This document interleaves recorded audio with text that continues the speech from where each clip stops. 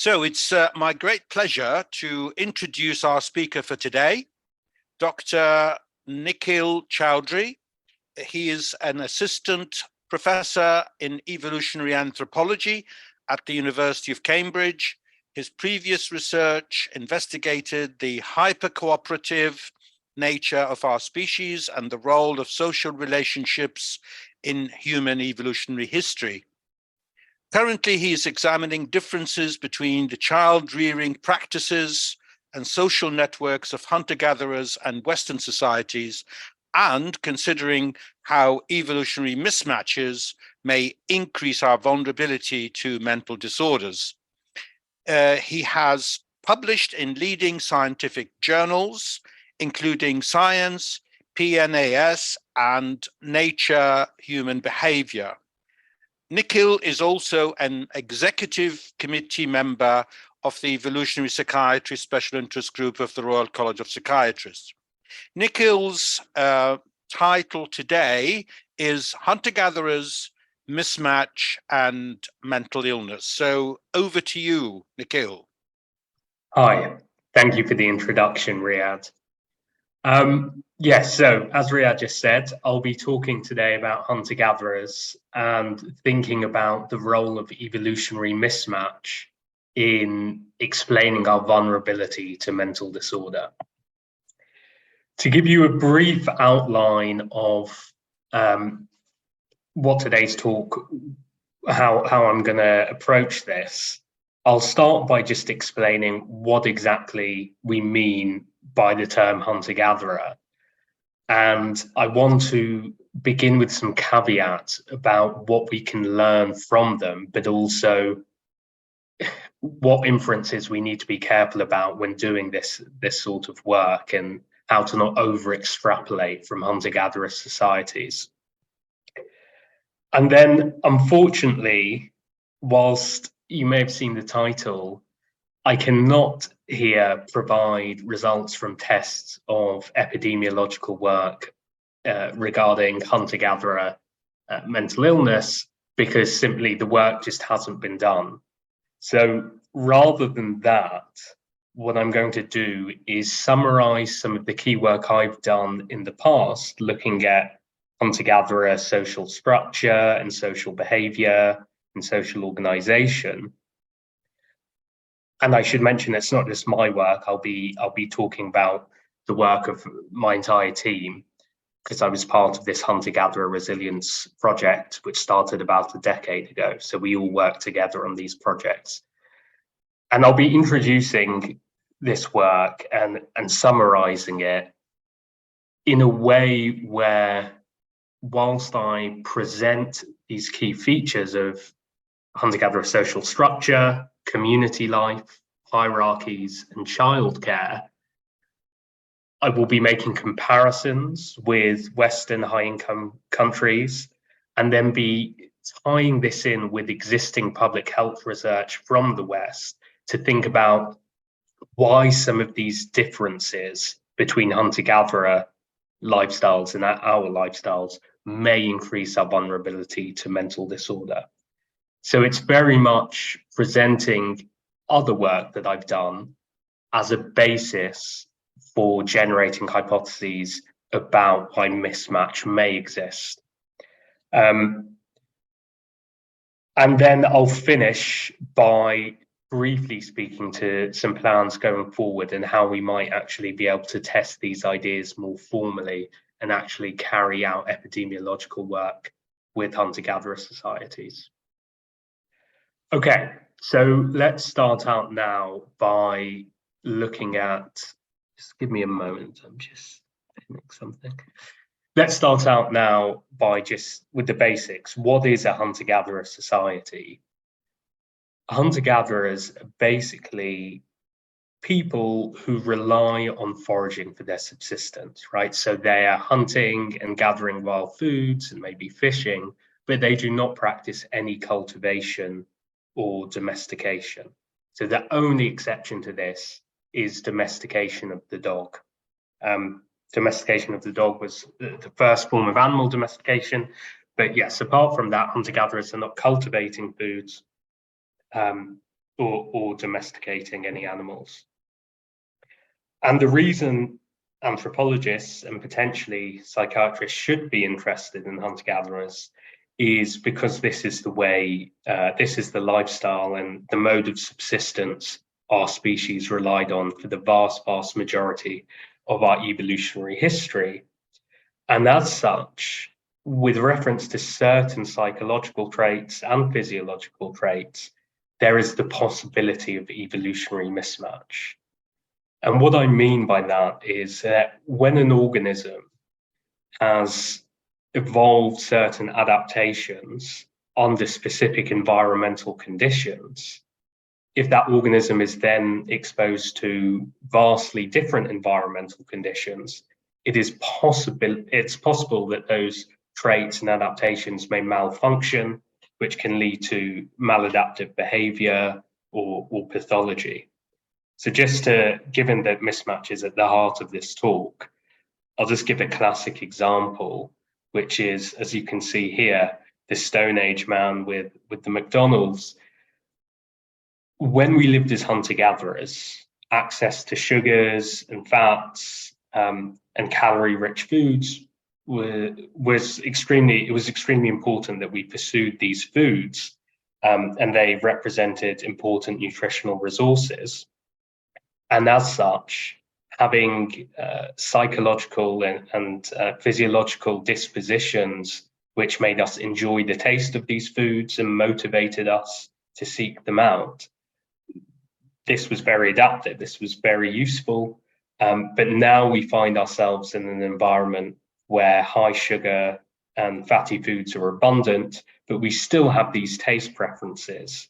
So we end up overindulging in these foods, which can obviously have negative health consequences like obesity and heart disease. So we've got a mismatch there in our taste preferences, which were adaptive when we lived as hunter-gatherers, but now can result in maladaptation and pathology under current environmental conditions. So that's what we mean by evolutionary mismatch. Now, before I start going into potential mismatches, I just want to raise a few caveats. So firstly, you can see this title here, which is, I think I just did a quick search of hunter-gatherer happiness or something in Google, and you get a bunch of headlines like this, like, believe it or not, your ancestors were pretty chill. And there is a tendency to sort of fetishize hunter-gatherer lifestyle now, and sometimes it's portrayed as some sort of utopia, and this is clearly not the case. Hunter-gatherers face many challenges that we do not face in high-income countries, like malnourishment and much higher disease exposure. So whilst I'm talking about mismatches today, I hope not to romanticize the hunter-gatherer lifestyle. Then a couple more caveats. Firstly, contemporary hunter-gatherers can't be seen as perfect analogues for ancestral populations. Usually there is some level of exposure to non-hunting and gathering populations, the possibility for some trade, for example.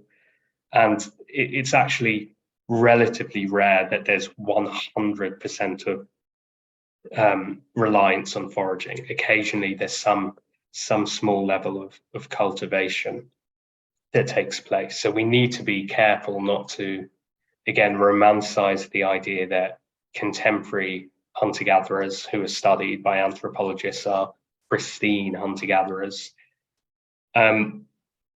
Then phenotypic plasticity is an important consideration.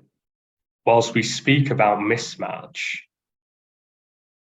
we cannot assume that traits are inflexible and fixed. Much of what makes us so special and what has allowed humans to be so demographically successful as a species is how much behavioral flexibility we have, how much phenotypic plasticity we have. And what I mean by that is that physiological and psychological traits aren't fixed, but often they can take inputs from the environment so as to generate adaptive responses to local social and ecological conditions.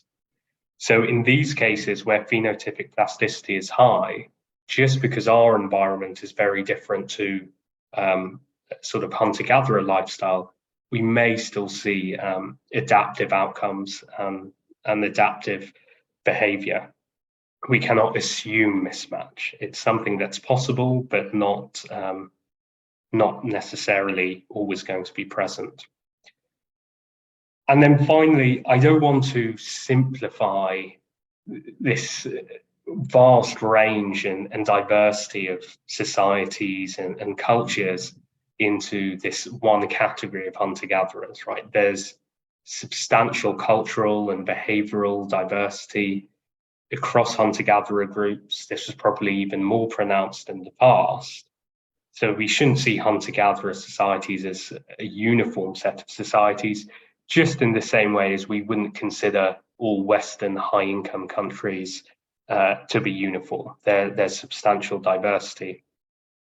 However, it still is useful to make these comparisons between hunter-gatherers and industrialized societies, because despite the diversity, there are consistent differences. You know, if we were thinking about, say, physical activity, even a hunter-gatherer society, which is at the lower end of physical activity rates, would still probably be higher than those Western societies which are at the upper end.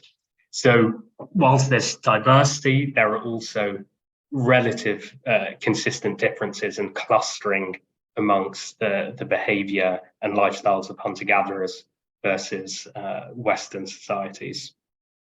I'm using Western here in a very loose way to refer to high-income industrialized societies in the West. Okay, so I'll be talking a lot about, you know, most of the findings and observations I refer to come from my fieldwork with the Bengele Bayaka, who are a pygmy population residing here in the north of Congo. They live in the rainforest there. So the Bengele, it's an ethno-linguistic group. They speak Bengele language, and they are one subgroup of this meta population of the Bayaka, of these Central and West African pygmies, including the Aka from Central African Republic or the Baka from Cameroon. And to give some sort of overarching descriptions of the Bengele, they are immediate return. So that means they do not store food or accumulate resources. They simply, you know, they get food and they forage for food, and then they will consume it relatively soon after they acquire it. And almost all hunter-gatherers which are studied nowadays are immediate return hunter-gatherers who do not store food. And I would say, you've got to be careful, but I'd say perhaps a majority of scholars would state that immediate return hunter-gatherers are the sort of best model we have for prehistoric societies. There are other forms of hunter-gatherers where storage does occur, but I won't go into that right now.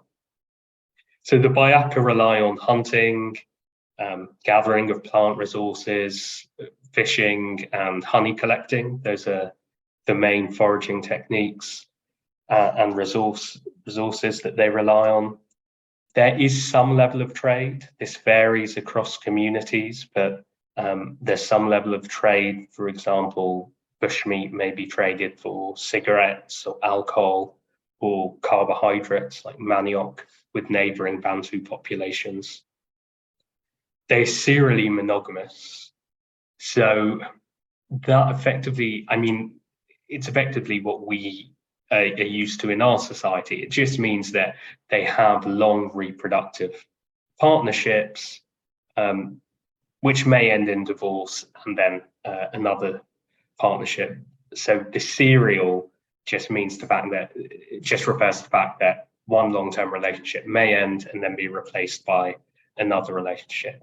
There is some incidence of polygyny. So polygyny is where one male has multiple wives, and it occurs in less than 10% of men will be polygynous at any point in their life. They are politically egalitarian, so there's no political hierarchies, and I'll speak more to that later. And they're highly mobile. Okay, so let's start now by discussing these different forms of potential mismatch. So I'll begin with social structure, the residence patterns and the organization of residence arrangements. Typically, hunter-gatherers, again, there's lots of variation, but there's some overarching trends. Typically, hunter-gatherers have this multi-level social structure. So you have a household, so if we look at the Bayaka, this is a Bayaka camp, and then here is an Agta camp. The Agta are the other population who we worked with on the project I was a part of. So they're coastal hunter-gatherers from the Philippines. So I'll take the Bayaka here as the example. You've got a hut, a fuma, which is what I'll refer to as a household, and it has something that resembles a nuclear family. So you'll have a reproductive partnership and maybe 3 or 4 offspring at any given time. But there's a lot of variation there. There may be a grandmother staying or an aunt or uncle. So maybe 5 individuals in an average household. And then you might have something like, I think when in the camps we studied, there were about nine households per camp. So you've got just below 50 individuals in an average camp. About 9 of these households, each comprised of nuclear family. And importantly, the residence pattern is bilocal. And what this means is, unlike farming and pastoralist societies where the wife usually moves to the husband's family and you get these patrilineal groups, hunter-gatherers, they're mobile, so families are constantly moving between camps. There's this fluid camp composition, and they may live with the wife's family or the husband's family. And the end product of this bilocal residence, the fact that it's not always the wife moving to the husband's family, but also vice versa, is that the average relatedness in hunter-gatherer camps, despite there's a common misconception that hunter-gatherers live in these highly related groups, which isn't actually the case. The average genetic relatedness between adults is relatively low, but importantly, because of this bilocal residence, you can see that an average adult, about a quarter of the camp will be genetic relatives, and that goes for men and women. You can see that the adult, about a quarter of the camp are their own kin, and then a quarter of the camp are their spouse's kin. So now, why do we see this group living in the hunter-gatherers? The answer is fundamentally tied to our foraging niche as a species. So whilst in many other primates, there may be more of a reliance on collected resources like grasses and fruits, which are more readily available in the environment. But of course, there's a lot of variation amongst primates too. We have a very highly unpredictable foraging niche because we're so reliant on hunting. Now, unlike grasses and fruits and nuts, hunting game is particularly unpredictable to acquire because even the best hunters will frequently go out on hunting trips and come back with nothing. There's a lot of skill involved, but there's also a lot of luck involved. So food sharing, this group living, is necessary for risk reduction. It's necessary to have a stable nutritional income because on the days when I go out and I don't come back with any meat, someone else will have been successful in their hunting, so they can share with me at a very low cost, because they will have got all this meat which is going to rot relatively quickly. So they can share with me. And then on the days they don't have food, but I might have been successful in the hunt, I can share with them. So you get this risk reduction. And a really nice quantitative example of this is the Ache hunter-gatherers from South America. They found that an average household would have less than 1,000 calories per head on more than 30% of days if it weren't for food sharing. But after you account for the fact that food sharing occurs, it's only on about 2 to 3% of days that a household is below this 1,000 calorie per head level. So that really emphasizes just how key food sharing has been throughout our evolutionary history. And as such, it's no surprise that we've evolved these proximate mechanisms. You know, our neuroendocrine system clearly motivates us to form and maintain social relationships. We can see that the neural correlates of social isolation are very much overlap with the neural correlates of physical pain. And if we think about subjective psychological experience, of course, loneliness is a fairly universal response to isolation.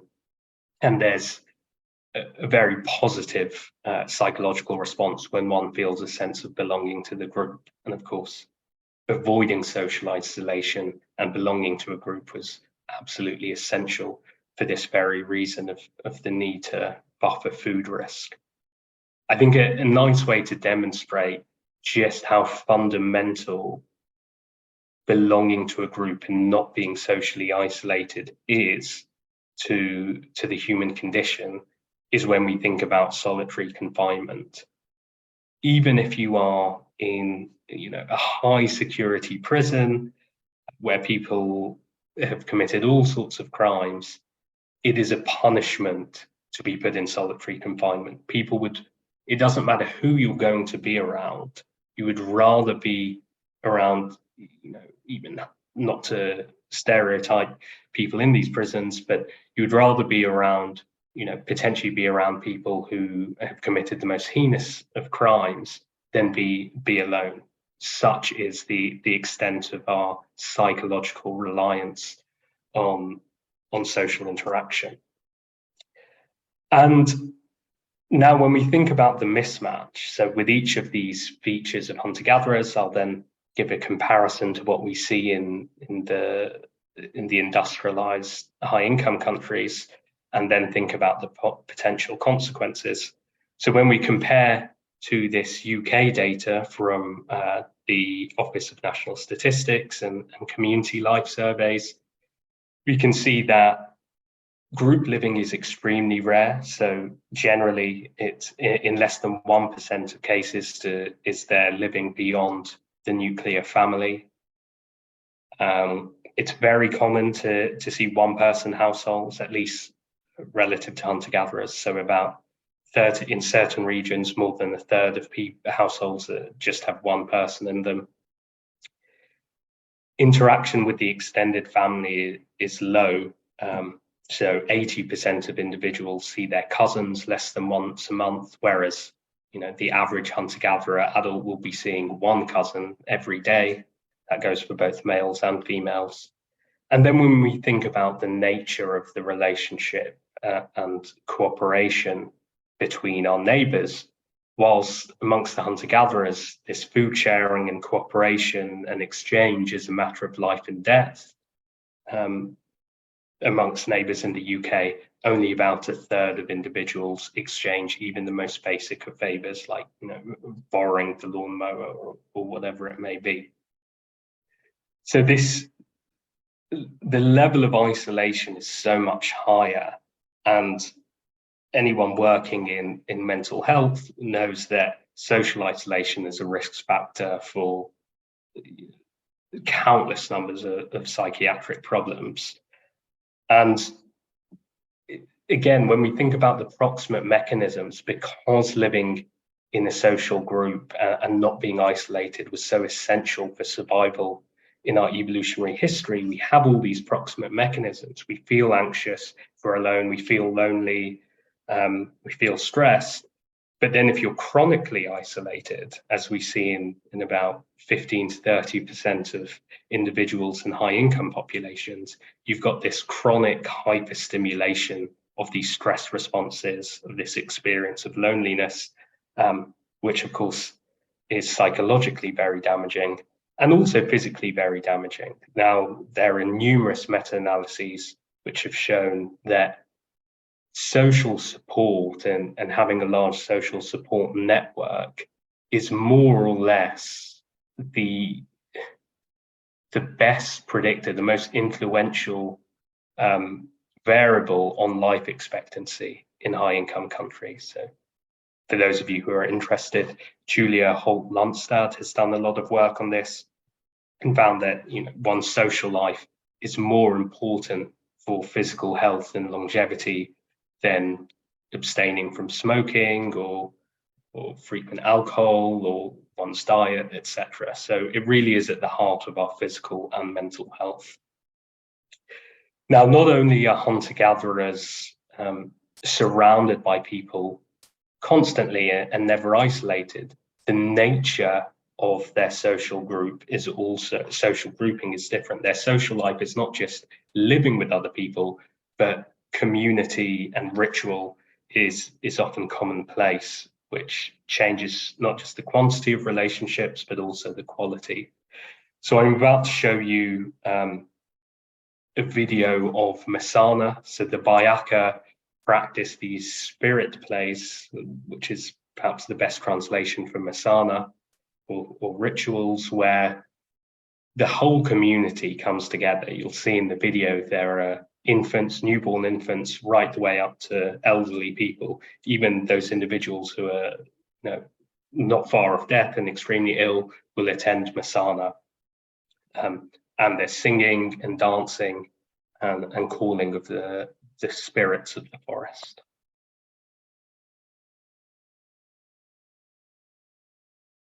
As I say, these Masana, it's where everyone comes together. The whole camp will come, and there are different types of Masana in which different spirits of the forest are called, and sometimes their spirits are either owned by males or females. So sometimes it's the males singing and dancing, sometimes it's the females. And I want to mention that that video was filmed by my colleague Denise Salali, who's worked with me on most of the work that I'm presenting today. So those are community level rituals. And then there are also a series of more initiation. Again, that's the best translation I can think of. Initiations, which are sex specific. Again, you get initiated into different, say, religious clubs associated with different spirits of the forest. So it's not that you only get initiated once in your life. Men will get initiated numerous times, and each initiation is associated one spirit of the forest, and then the same is true for women too.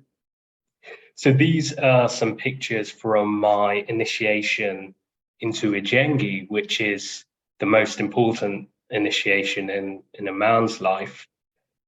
And just to briefly take you through the structure, as we see elsewhere in the world, initiations are tough and sometimes even humiliating. So with the Ijengi, it's a multiple day process.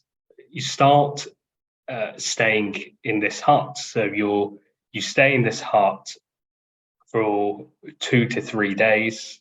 You have no contact with anyone. It's especially important that your female relatives don't come and comfort you. And the only people you're going to meet are Ngonja. So you are Mboni, which means you're uninitiated, and then you'll meet Ngonja, who are the initiated men. And they will come and visit you and intimidate you and say, oh, you have no idea what's going to happen. You better be scared. And it is very scary because you do have no idea what's going to happen. And if you can't smile, if you smile, they'll start intimidating you more. And you won't eat unless they choose to give you food. So you do eat, but it's up to them. It's at their discretion when this happens. And you're drinking, you're occasionally given a bunch of alcohol to drink. So you really become quite delirious, you're sleep deprived, you're hungry, you've had alcohol, and you've got these people telling you to be scared, and you don't have your mum around to comfort you. So this goes on for several days. And then on the main day, someone will come and, make you pretty. So they will cover you with pigments from the forest and palm oil. You can see here we've got on our body too. And then you leave the hut finally when the sun comes up to its peak, and you sit in the camp basically. So you're almost, you're frying effectively. You're covered in oil and you've got all this pigment on your face, and you're sweating loads, so the pigment's running into your eyes, but you have to look directly up at the sun. And the only break you get from looking at the sun is when the Ngonja look up for you, and you can have a break and look down. But for the most part, you're just, you start this process. And I remember thinking a couple of minutes in, just that there was absolutely no way I was going to be able to do this for an entire day. But you get used to it, and well, you have to get used to it. And then once the sort of public, everyone else is having a great time singing and dancing, occasionally the Ngonja come out with the Jengi, the other spirit of the forest. So they'll come out and the Jengi will be with them, and you might get beaten up a little bit. And then once this public part of the ceremony is complete, you go through the Njanga path, which is a secret path in the forest that only the Ngonja know where it is. And there, what happens there is a secret, right? Only people who are initiated know what goes on there. But it's not very nice, that's what I can tell you. It's a mix. Yes. I mean, what I can tell you is that whilst your family are waiting for you outside and your female relatives are there, the Ngonja come out with a spear with your blood on, and then your female relatives have to waft a leaf over the spear so that no flies land on it. Otherwise, it's a very dangerous omen. So you can take from that what you will, but it's not nice what goes on. So these rituals, what is the function of them? Without going into too much detail about theory behind cultural group selection that some of you may be familiar with, cooperation within groups has been essential over our evolutionary history. And as such, there's been cultural evolution for different practices that are conducive to social bonding, conducive to cooperation and social cohesion. So you'll see in that Masana ritual, there was synchronous movement, the swaying, the clapping, and synchronous chanting.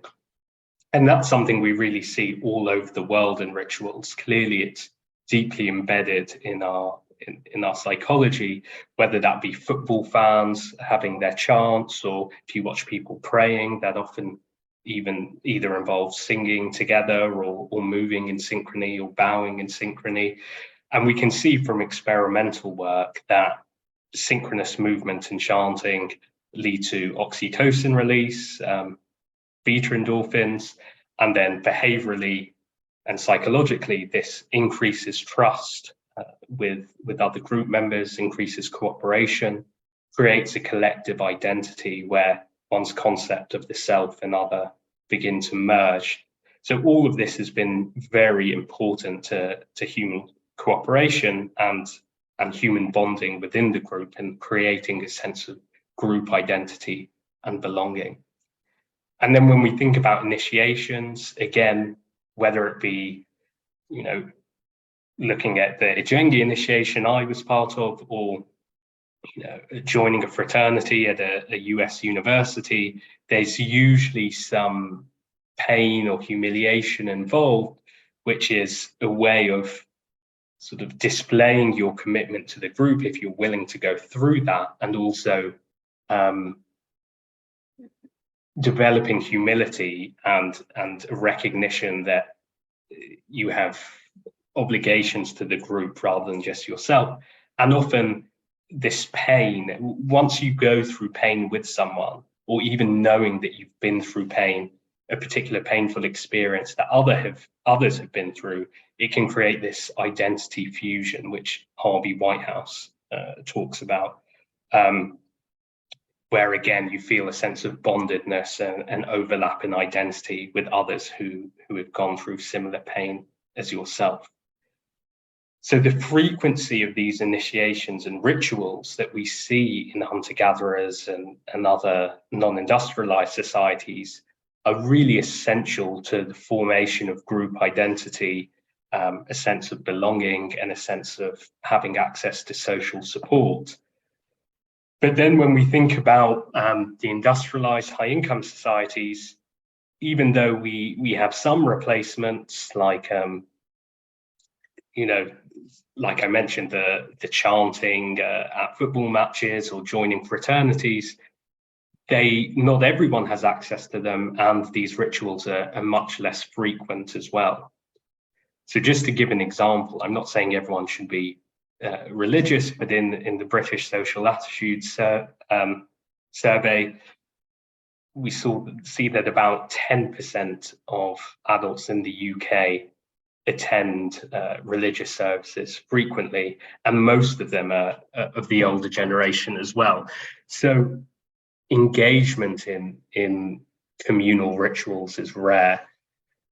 Here on the left, results from a study of suicides in New York. So over a certain time period, they got data on all suicides that occurred, and then they found age, sex, and race matched controls, and gathered data on, I want to draw your attention here to organizational participation and religious practice. So participation in organizational participation is really being a member of a community group or a local sports team. And you can see here the odds ratio, individuals who are participating in some sort of community organization, who aren't, the odds ratio of dying by suicide is 3, so a 3-fold increase there. And those who attend religious services, those who don't attend religious services are about 3 times as likely as those who do attend religious services. So clearly community engagement is important. Perhaps more specifically, and this is an example of less intuitive interventions that we might get from studying hunter-gatherers. This was a really neat intervention where there was an organization which set up weekly choir singing for adults who had persistent mental illness or substance abuse issues. And they, this bunch of adults were asked to sing as part of a group which would meet every week, same individuals, and then they would conduct interviews with members of this choir at time 1, which is after, I think after the first session, time 2, which is after about a month, and time 3, which is after about 6 months. And here you've got that synchronous chanting of the choir, and the results were really quite amazing. The acute impact is a reduction in anxiety. Then we also see people's self-esteem improving and reports of reductions of depressive symptoms, and then really pronounced differences after 6 months. Some people were coming off medication or using methadone less if they had previous addiction issues. So that's a really nice example of how we may be able to learn from hunter-gatherers when thinking about how to improve our mental health, identifying where the mismatches are and then how to reduce them. Now, the next mismatch I want to speak about relates to egalitarianism. So we don't see economic inequality amongst hunter-gatherers. By definition, immediate return hunter-gatherers do not store resources, they don't accumulate material resources, and there's no real concept of property. So even those few goods they do have, like machetes or pots and pans or food once it's hunted, people talk about this practice of demand sharing, where if I want it, I just go and take it, or I say, oh, I'll have that. There's not this, you don't have ownership over property, even food you've hunted, or you don't have control over who has access to it. So there's no economic inequality really that emerges. And then in terms of political hierarchies, there are no leaders or chiefs. There's a real emphasis on autonomy, so no one can tell anyone else what to do. Decisions are made by consensus, and anyone trying to display authoritarian or dominant behavior, that sort of behavior is completely rejected. So we see these different cultural innovations to deal with that. So what's a really interesting practice that's reported by ethnographers in many societies is the self-deprecation of hunters. So when they come back from a hunt, even if they've been successful and brought meat back to camp that's going to be shared widely, they'll say, oh, I'm so sorry. I know I brought this animal, but I saw so many animals in the forest today. And because I'm such a bad hunter, I only brought back one.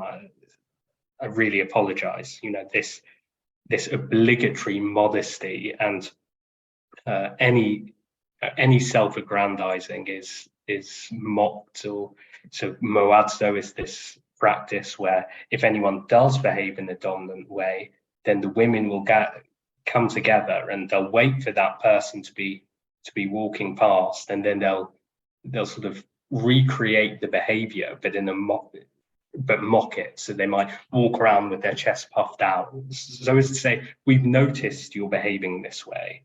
We're mocking you now, but if you continue to behave in this way, you know, there may be more serious consequences. You may be more likely to experience ostracism. I've got this picture up here of my friend Mabiala, who I was petrified of initially because he behaved in this quite intimidating, dominant way, at least towards us. But then occasionally I'd see that he carried himself like that around the community, and they would all just laugh at him. You know, no one took him seriously, and this possibility for dominance was completely rebutted by the rest of the group. Now, when we think about the mismatch, clearly there's economic inequality in high-income countries. Even at the lowest levels, like in Germany here, we see that the top 10%, the richest 10%, their income is more than 6 times that of the lowest 10%. And then you've got more extreme cases, like in the US, more like 15 times. So there's a lot of economic inequality, and various sociologists have established that even though we may not have formal social classes, differences in power and social class clearly do exist, even if it's only implicit. Inequality seems to be a strong predictor, according to the WHO, a very strong predictor of country level mental illness, the prevalence of country level mental illness. And we know phylogenetically, we see this pattern of dominance hierarchies and stress frequently across the primate order. The primate order. So, for example, here's studies of baboons. We can see that lower ranked individuals have higher fecal glucocorticoids, so they're displaying more physiological stress. The one exception being the alpha male. So whilst these guys are stressed because they're not getting access to food and mates as much as higher ranked individuals, this guy at the top is also stressed because he's constantly facing other group members trying to usurp him and gain his alpha position. So inequality doesn't just affect those at the bottom of the hierarchy, but it's perhaps unsurprising that it's associated with stress, because you need to be motivated to improve your social positioning and impulse control disorders. If you're at the bottom of the hierarchy, you've got a lot to gain by engaging in dangerous or antisocial behaviors, but little to lose. Now, I'm not entirely sure whether we would see a lack of inequality stress in hunter-gatherers. So whilst there may not be dominance hierarchies, I found that there's a lot of difference in the size of people's social networks and the number of cooperative partners they have. And this seemed to have important implications for their health. So those individuals with more social capital had higher BMI, so seemed to have more stable access to nutrition because people were sharing with them more frequently. Women's social capital, it was associated with their age-specific fertility. And also those minority of men who did have multiple wives, who were polygynous, were similarly men who had high levels of social capital. So social capital may well be tied to evolutionary fitness, even if there's a lack of clear social dominance hierarchies.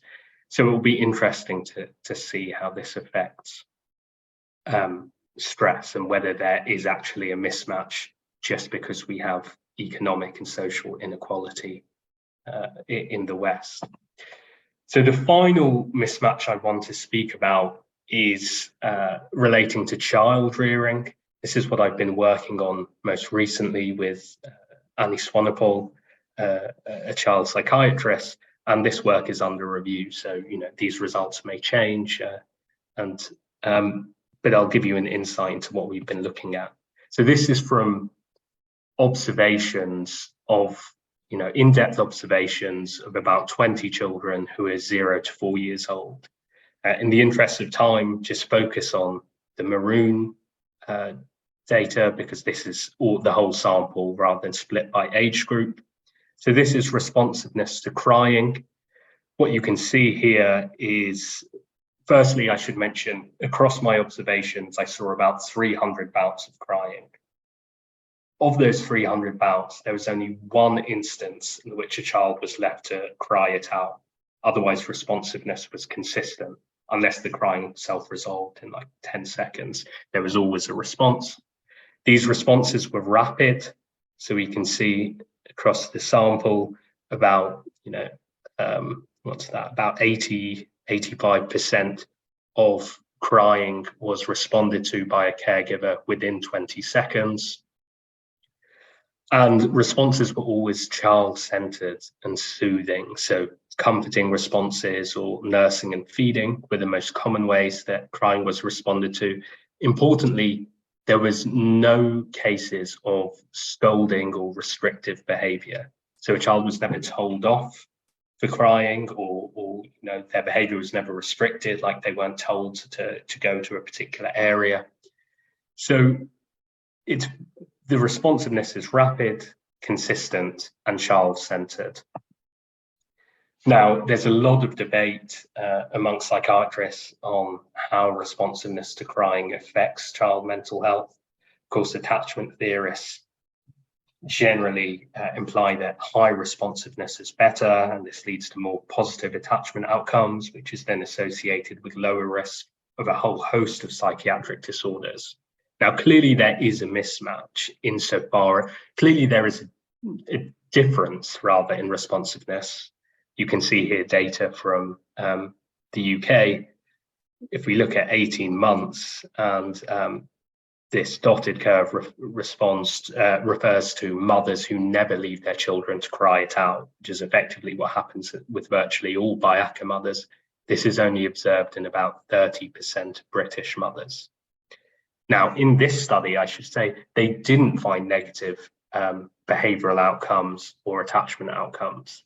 But then there's lots of research which does find that. So this is really something that needs to be investigated further. And it would be interesting to see the attachment outcomes of hunter-gatherer children. Care is very indulgent and proximate. So close care here, I quantified the number of hours of a 12-hour daylight period, 6 a.m. to 6 p.m., that children are receiving either close care, or being held, or receiving physical contact. I'll just draw your attention to how high these are. So if we consider infants under 18 months, for about 2/3 of the day, for about 3/4 of the day, they're receiving close care. And by this, I mean where they are the center of attention and in close proximity to a caregiver. So they're either receiving affection, or being held and carried, or being fed, or being washed. So really sort of high investment focused care is being received consistently throughout the day. They're in physical contact with someone, again, for 9 of those 12 hours. So this is quite amazing, and clearly the amount of physical contact and direct attention that infants and toddlers receive in high-income Western societies is substantially lower. Now, this probably does, well, there's good reason to believe this is a type of mismatch, because we see that physical contact is associated with secure attachment and reduced risk of maternal depression, and interventions like infant massage or baby wearing, much like the way that hunter-gatherer children are carried in slings, are also associated with secure attachment and reduced risk of postnatal depression. So it seems here that both infants and mothers sort of have these evolved psychological expectations for physical contact, which often aren't being fulfilled in our society. The final childcare mismatch I'll speak about is allomothering, i.e. childcare being provided by caregivers other than the mother. We saw high levels of these forms of care, and when we look at the proportion that is coming from non-maternal individuals, it's between 40 and 45%, which is, of course, very high. This is not just fathers getting involved. Fathers are responsible for about 5%. It's many other caregivers. You can see here the number of allomothers children tend to have. So they'll be in physical contact with close to 10 individuals a day, receive close care by a similar number, and about 3 or 4 individuals will be responding to their crying. The mothers only deal with about 50% of crying bouts. Someone else will deal with the rest. So, of course, this is a mismatch for mothers. We know that a high risk factor for postpartum depression is a lack of social support and support with childcare. Infants are, of course, 5 minutes left, Nikhil. Sure, I'm almost done. Infants are receiving care from much fewer caregivers. So, for example, in UK nurseries, even for children under 2 years old, the regulations from the Department of Education require one staff member for every 3 children. In a hunter-gatherer camp, I mean, you get numerous, something like 10 caregivers for each child, rather than 1 caregiver for 3 children. Part of this is because young children start caregiving very young. So, 5, 6-year-olds will become, responsible caregivers for young infants, which not only provides extra caregivers to the infants, but also allows children to develop confidence and competence in caregiving. So they also, once they become parents, will have reduced risk of forms of postnatal depression that are associated with low confidence or a sense of inadequacy. Allomothering also buffers family adversity. We know children who are dealing with conflict in the household, or dealing with mental health difficulties in their parents, have numerous risks of psychiatric problems. But if they have other caregivers, these risks are buffered. So in the interest of time, I will now just quickly touch on what we might do going forward. Just came back from a very useful workshop organized by Adam Hunt here, which was thinking about how we might be able to study mental illness in non-industrialized societies. So when I do go and do this, a few things I'll have to take with me. Firstly, a recognition that the way mental disorder manifests in different cultures varies. So in many cultures, we see that depression is often principally reported through somatic symptoms rather than discussions of one's mood. So we really have to balance emic and etic approaches. So etic in the sense that we want to understand, to make cross-cultural comparisons, we need to consider, universals. So we want to study, okay, what are prevalence rates in different cultures and different societies? And we can use validated cross-cultural tools to do that, but we really need to adapt these to the local culture. So rather than asking about social withdrawal, in the Bayaka, social withdrawal is just not a possibility. Everyone lives in these communal camps, but we could examine whether anyone's not attending those group rituals, which might be a sort of proxy for aversion to social situations. Also, just exploration and bottom-up approaches, talking to the community to identify idioms of distress. So the Bayaka talk about canicetro, like they're thinking too much. That seems to be one way they communicate distress, and picking up emotion-related vocabulary, like by asking things like, how do you feel when someone dies? And then they give me this word, mawa, and then we can ask, do you ever feel mawa for no reason? So these sort of approaches may be the way to go. I'm focusing on disorders or subclinical traits that we may be able to see at relatively detectable rates. Of course, if you're studying something like schizophrenia, which may be as low as 1%, it's just not feasible with these small sample size. So one way to approach this is the last thing I'm saying, Riyadh, so I'll be quick, is to look at variation. We've got this beautiful natural experiment where we've got communities at different levels of socioeconomic transition. Some groups who are relying almost entirely on hunting and gathering, living in remote areas deep in the forest. But then other groups like this camp here, where whilst they were very isolated, all the logging roads to their camp were covered over and there was no interaction with other groups, there was the mobility was a bit lower. You can see here their dwellings are a bit more permanent than the huts here. And then at the other extreme, you've got members of the same ethno-linguistic group living in this logging town where they've got these permanent dwellings. Some of the individuals are engaging in wage labor.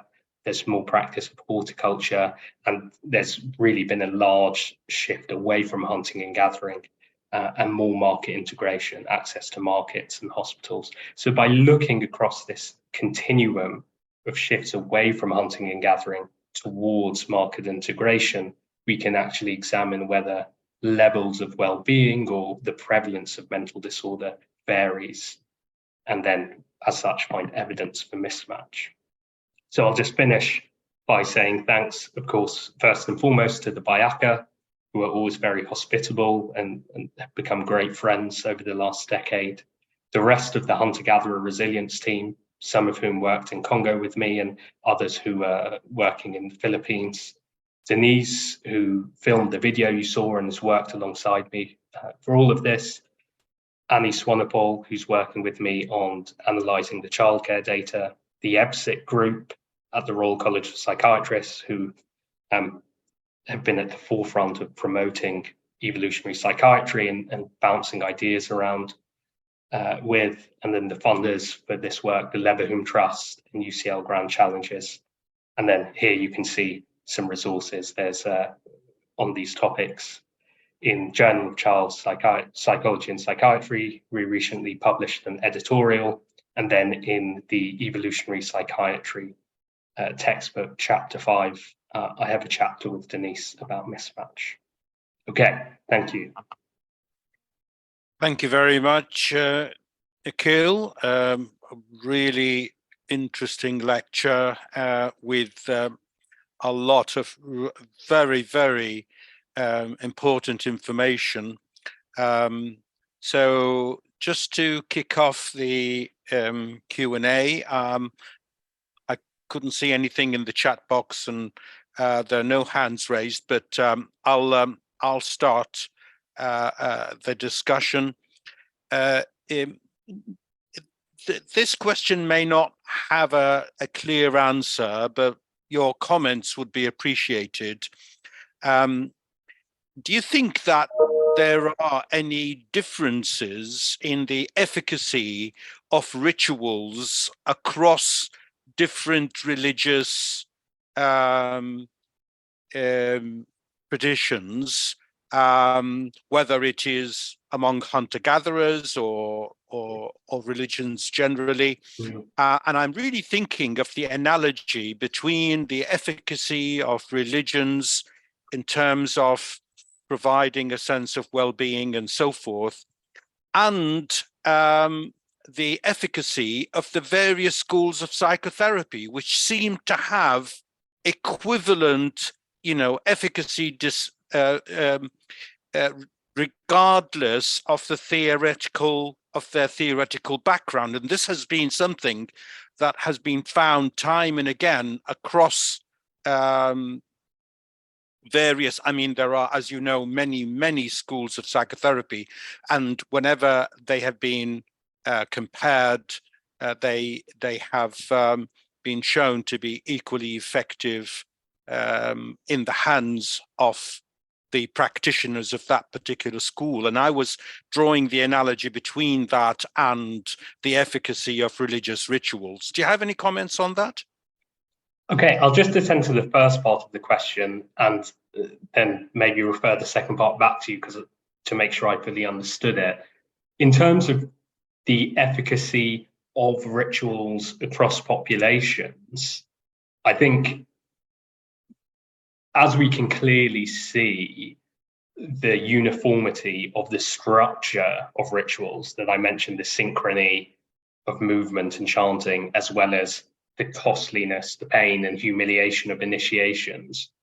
To me, this highlights that this is so deeply embedded in us. Even with our friends, we sing and dance together. So this is so deeply embedded in our psychology and has probably been so important over human evolutionary history that I think no matter where you go, rituals are going to be effective simply by virtue of the fact that we see people practicing them everywhere is almost evidence in of itself that we sort of have this need, and this is almost a natural manifestation of the human condition. The efficacy, though, may vary. Whilst I think it's an important ingredient to group bonding and stimulating cooperation, there are, of course, going to be, its efficacy will vary based on factors like the frequency of it, but also perhaps things like group size and familiarity with the individual. So there's some research investigating, are these rituals effective for creating bonding quickly with strangers, or is it mainly only bonding with people who you're familiar? Is it mainly about reinforcing bonds or creating bonds? And similarly, are they as effective if you're singing with 100 people versus 10 people? And I think we're still trying to get to the heart of that. And these factors probably affect the efficacy.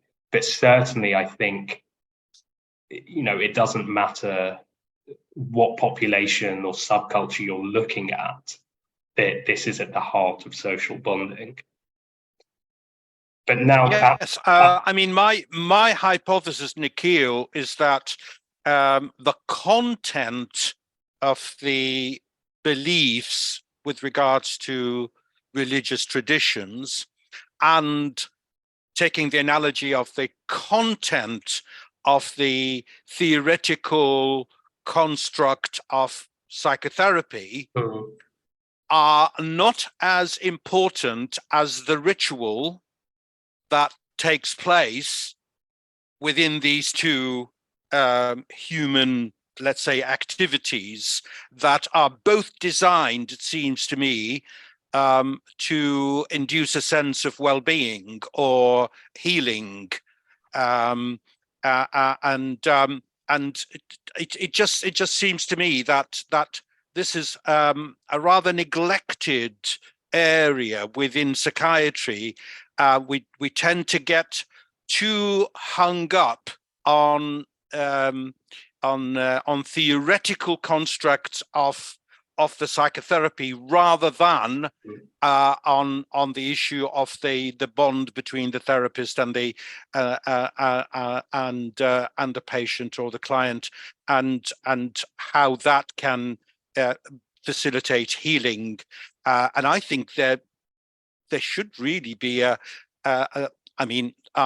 I can see that there is a connection between our deeply human tradition of rituals and so forth that come from religious traditions, and the whole issue of well-being and healing. So I've got there. Yeah. Go on, please. Yeah, please respond.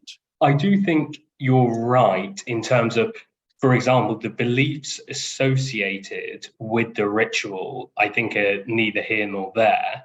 But the ingredients of the ritual, I do think matters in terms of the synchrony that seems to be at the heart. I actually have some, I won't go into hypotheses I have as to what's going on there in the brain, but yes, I think the ingredients in terms of the structure of the ritual is important, but the specific sort of content, the narrative of the ritual may not be important, let's say, but the structure and behavior is important. I agree. I don't think the function is for well-being, as you say. I think it sort of works the other way around, right? The function is for social bonding, and social bonding and cohesion was so important in evolutionary history.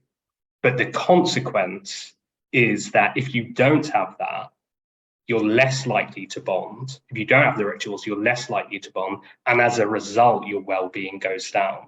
So the well-being is going down this sort of the mechanism which forces us to create social bonds.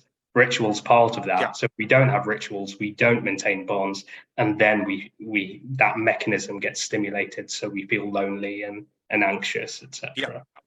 Yeah. Just quickly. I agree. Quickly. We have two hands up. Paul? Yeah, just ahead. Quickly on this. Can you hear me? Yeah. Can you hear me? Lovely. Yeah, we can hear you. The first thing is it's called the psychotherapy paradox, and I wrote about it quite a lot in the double paper that I wrote on placebo, when I talk about ritual quite a lot, because the ritual is more important than the content very often. And it mirrors what you're saying about psychotherapy or religion. And in fact, one could call religion the biggest placebo effect that there is. Just a thought. Yeah, no, I completely agree that even when it comes to the ingredients that I mentioned, I certainly think actually just the process of engaging attention and knowing something has a function that in itself creates some benefit. And a lot of what's going on in lots of alternative medicine and healing is the benefits that come from the sense that someone is trying to heal you, you're being looked after, and there's this, again, the placebo is bigger while the content itself may be arbitrary, the bigger the event, the bigger the placebo, as we know. So that's why, rather than someone just sort of tapping you on the shoulder for 5 minutes, if there's this big sort of ritual around it, you'll get a bigger healing effect. Yeah, Adam, go ahead. Thanks, Nick. Really interesting. I'm thinking of the rituals as well, and yeah, when you're kind of watching these and kind of the dancing and the rhythm, there's something very human that comes out in you that just wants you to kind of tap your head. And but I'm also thinking in terms of like how we can use this to help people and to improve public health in general. And you've kind of mentioned that people automatically gravitate towards like singing together and dancing together. Do you reckon there's be like a specific suggestion for like businesses, for instance, or like places of work, or like education or departments, if you're in a university context, where we can kind of bring back some of these ritualistic aspects or these like social bonding effects? I find this with like team days and social events with teams. Sometimes people kind of resent going a little bit, and you're like, oh God, we've got to go on this thing. But then actually it does bring you together. You actually kind of enjoy it, and you come back and you are better bonded. And I wonder if it's something quite specific that we could add, just to, you know, I mean, most people have a job and are in a team, and they would probably benefit by feeling closer to that team. Maybe it's not that easy in certain industries. But one of the things I was thinking, also relevant to Riyad's comment on like these kind of being equivalent, going to like a concert and singing with a million Taylor Swift fans might feel great at the time, but it doesn't lead you to bonding in this like very social, this way of like, you know, creating a community. But like, yeah, bringing back communities seems like something that it can't be that hard. You know, humans naturally form communities, and it would be good if we could integrate that more. So I'm just wondering, firstly, do you think that's possible? Have you thought about that? And secondly, what specific kinds of mental disorder and distress do you think that would kind of affect the most? You know, how would it help us the most? I don't know if you've thought about this. So I guess we can think about prevention and treatment. So in terms of the treatment, as we saw in that example with substance abuse and people with chronic psychiatric issues, I think we can just be literally as direct as that. You know, what clearly a very effective intervention based on the couple of attempts, but certainly, at least in England, as far as I know, not a common one.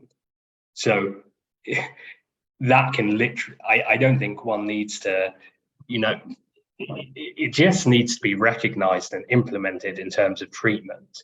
Now, I think when we're thinking about prevention, because I'm sure it would, you know, have a strong preventative effect, as you say, how this could be integrated in the workplace or other forms is more difficult.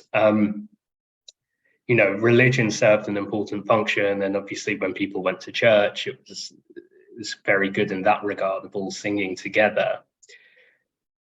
And the thing is, singing and dancing, which is one of the most sort of normal ways in which we do this, often people don't like doing or feel awkward doing. And there's one side of it, which is creating a sense of community and creating community groups, which is one challenge. And then the other side is, once you've done that, can you actually get some form of ritual going?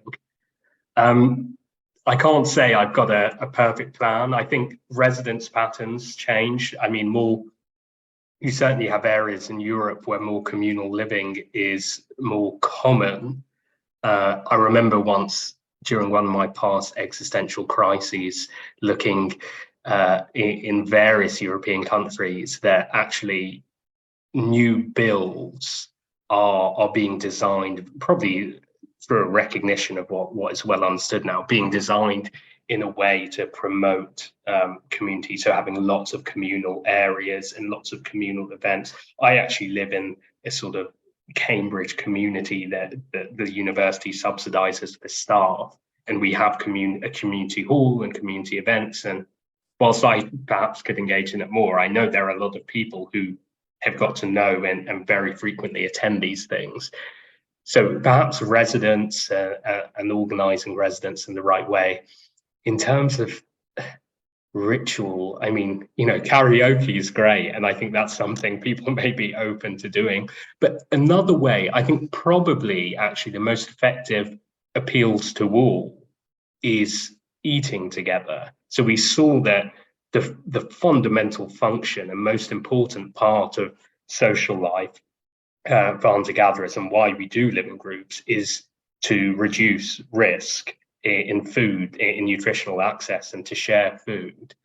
And just as synchronous movement and dancing has repeatedly been shown to you know, bond us, release endorphins, etc., and increase cooperation, eating together has that same effect. And again, that manifests what you do when you're forming a social bond. You invite someone over to dinner.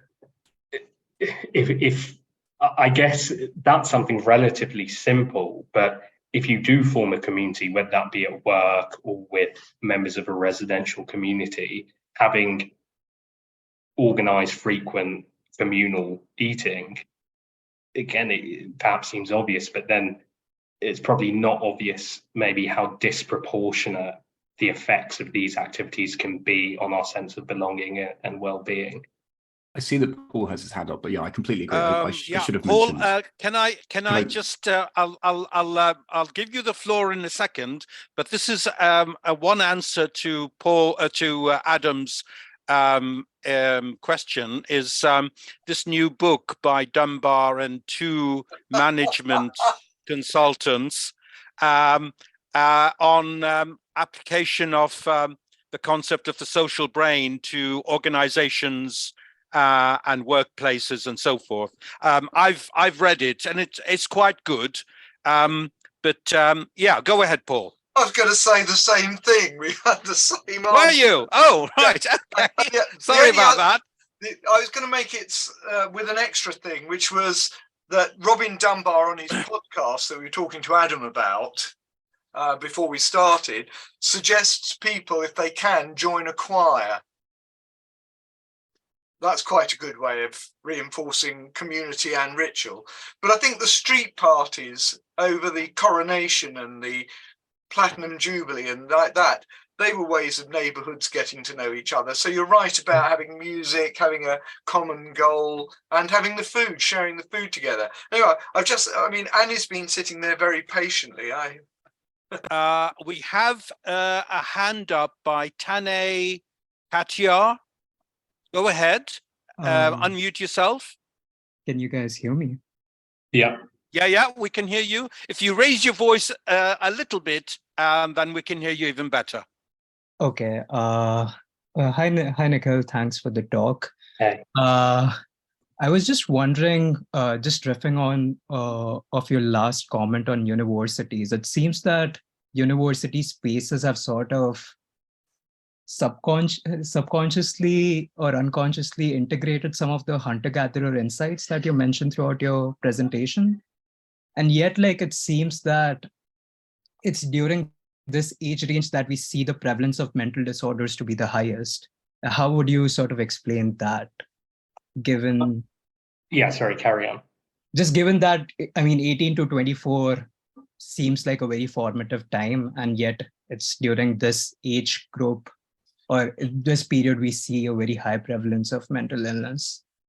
So when you say universities have sort of adopted some of the, what examples do you think there are in which university life does, say, reduce the mismatch? So I think just the things that you were mentioning about Cambridge, for instance, so having community living situations or having food together, it just seems like universities just seem to do this way better than any other social setting, right? Yeah, I guess with those sort of observations, there's always the question of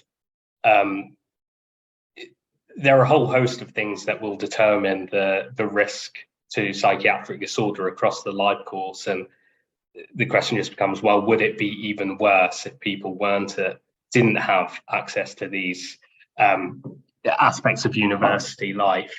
Because you can see why that life stage is particularly stressful as well, because there are all sorts of other mismatches going on. You're doing these exams which are going to determine your resource acquisition for the rest of your life potentially, and whilst you may have maybe group living in halls of residence and eating in the canteen more often, you've also left your kin group completely, so you've left your family, and it takes a while to form the bonds. Again, it's this question of how long and how much different aspects of lifestyle create bonds versus maintain bonds. Yeah, and there's always just there are all these other pressures really that come at that age once you're looking for a mate or forming your own social groups, and then they're all I guess they're all amplified by social media, which is everyone's response to your question, and it is very true. So I think whilst there are aspects of university which provide benefits, there are all these other harmful lifestyle pressures going on at the same time. And I am curious whether mental health problems are higher in university students or lower. I don't know. That perhaps your hypothesis, your working hypothesis would be that they're actually lower, and that may be the case, even though at that age risk is the highest. But fundamentally, actually, to give a short answer to your question, you're mentioning university and what it replicates. My guess is, even if you look outside the university population, and maybe even across the world, that is the highest risk age group anyway. So they're sort of two independent things going on there. One quick comment. The great thing about university that everyone misses is being in halls and being with your friends and sharing food and stuff. And when you leave, you really miss that. It's just there's like this whole other aspect of the exams and yeah. But if you find a friend group and you leave it, then you look back on those as like some of the best days, and maybe just because they were kind of filling that mismatch. We have a hand up from Gurjot. So a short question, Gurjot, because we have only 5 minutes for the question and the answer and the wrapping up. Go ahead. That's great. Hi, my name is Gurjot. Nikhil, thank you for your talk. I really enjoyed it. I read your chapter as well. And really, really, really interesting stuff about child rearing and alloparenting. I just wanted to ask quickly, is there any work in implementing that into kind of public health measures, or, educate, an alternative way of educating young parents, including myself, on how to navigate these situations better? Yeah, thank you for the work as well.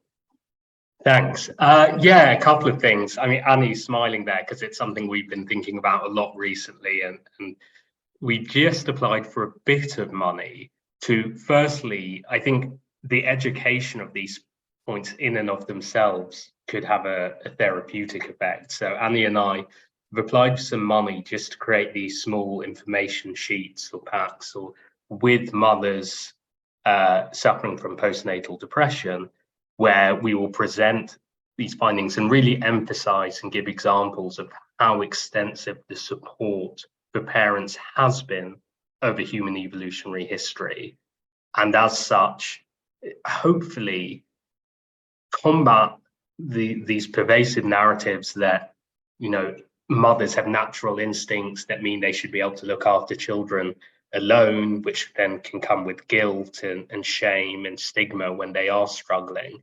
So we're hoping simply by informing mothers that actually the natural state is not the maternal instinct independent rearing, but community rearing, and then it makes complete sense that they may be struggling or finding things difficult, that could help alleviate any guilt or shame that may constitute a large portion of the manifestation of postnatal depression. Other advice or implementation is, I think, getting elder siblings more involved in childcare. I mean, this is absolutely fundamental to hunter-gatherer child rearing. So children will start looking after their younger infant siblings from about the age of 4 or 5. And, but they're very competent caregivers early on. You'll see young girls, maybe 8 or 9, offering their nipple to pacify a crying baby. And, after the age of about 1.5 or 2, babies and toddlers are spending the majority of their day in these play groups where they're not supervised by adults, but they're just being taken care of by older children. So I think trusting and maybe training, if one feels it necessary, one's children to help with child rearing of the younger infants and offspring could be an important way of getting extra support and reducing pressure on the parents. There are two thanks in the chat box from Thibaut East and from Paul, and I add my thanks as chairman of this session to Nikhil for an excellent lecture.